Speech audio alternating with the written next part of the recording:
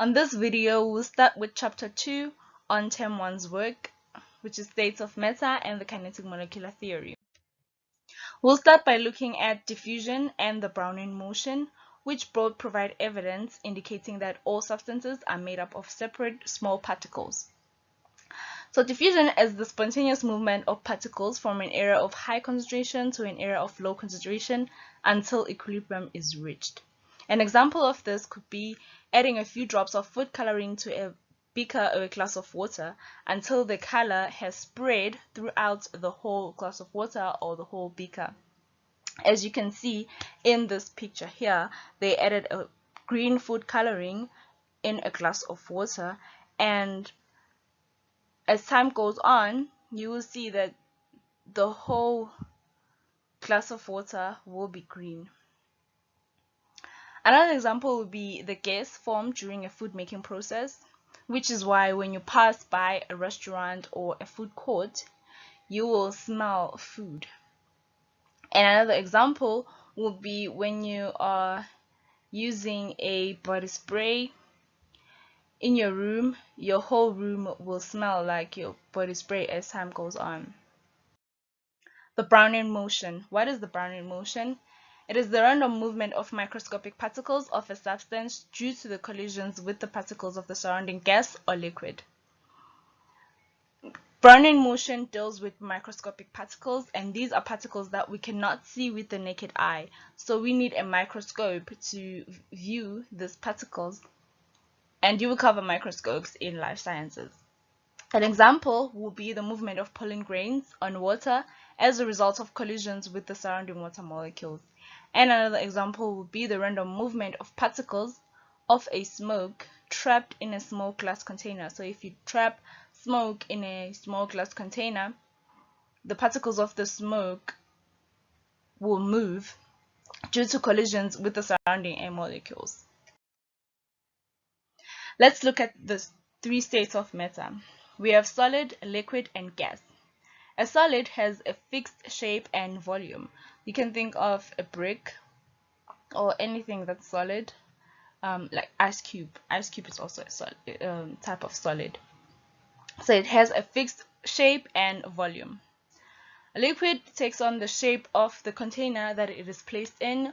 You can think of water. When you pour water in a glass, it's going to take the shape of the glass, and it can flow from one container to another.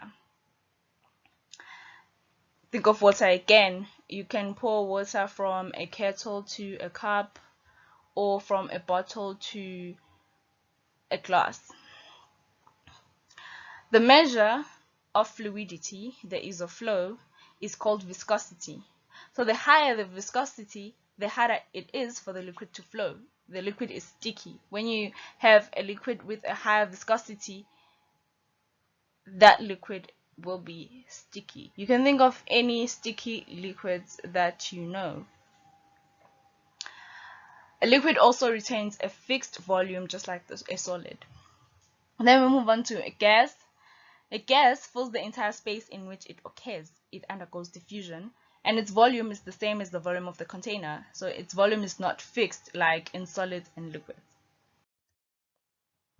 Freezing point, melting point, and boiling point. You need to know all these definitions that I've highlighted in red for exam purposes.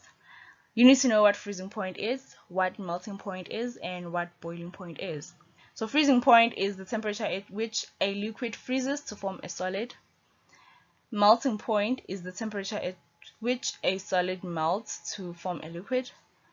Boiling point is the temperature at which a liquid boils and passes into the gaseous state. Or you can say it's the temperature at which a vapor condenses to form a liquid. You can use any one of these two definitions for boiling point, anyone that you think will be easier for you to remember in the exam. When a substance is heated or cooled, it reaches a certain temperature where it changes state. And the state a substance is in depends on its freezing point, melting point, and boiling point. The temperature varies for different substances and also depends on the external pressure on the substance. We're going to see as we go on that pressure plays a very important role in state of a substance. So water at 101.3 kilopascal, that is pressure, has a freezing point of 0 degrees Celsius, a melting point of 0 degrees Celsius, and a boiling point of 100 degrees Celsius. So water at a different pressure will have different freezing point, melting point, and boiling points. That is why pressure is so important. That is why in most questions that you're gonna get that involve freezing point, melting point, and boiling point, they're gonna specify under which pressure. How do we identify the state of a substance if we're given the melting point and boiling point? The state of a substance will depend on whether the temperature of the substance is lower than its melting point, higher than its boiling point, or between the two values. So if the temperature is lower than the melting point, then the substance will be in its solid form. If the temperature is higher than the melting point but lower than the boiling point, then the substance will be in its liquid form. If the temperature is higher than the boiling point, then the substance will be in its gaseous form. Let's look at an example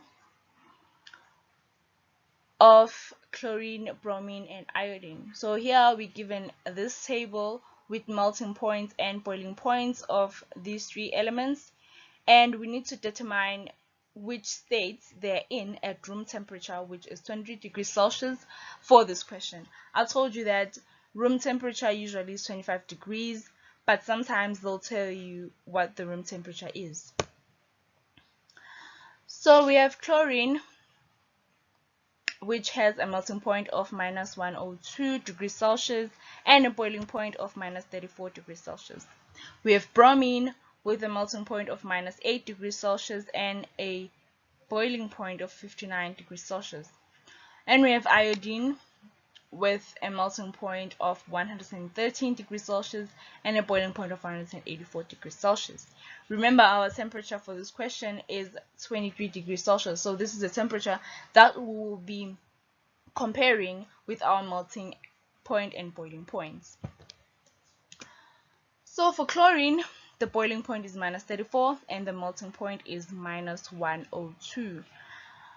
So our temperature is greater or higher than our boiling point. This suggests that chlorine is in its gaseous form. And then we'll move on to bromine. Bromine has a boiling point of 59 degrees Celsius and a melting point of minus 8 degrees Celsius. So our temperature is higher than the melting point, but it is lower than the boiling point. So that suggests that bromine is in its liquid state. We move on to iodine. Iodine has a boiling point of 184 and a melting point of 113. So the temperature is higher, it's lower, it's lower than the melting point, which suggests that iodine is in its solid state. That is it for this video. On the next video, we're gonna continue with state change.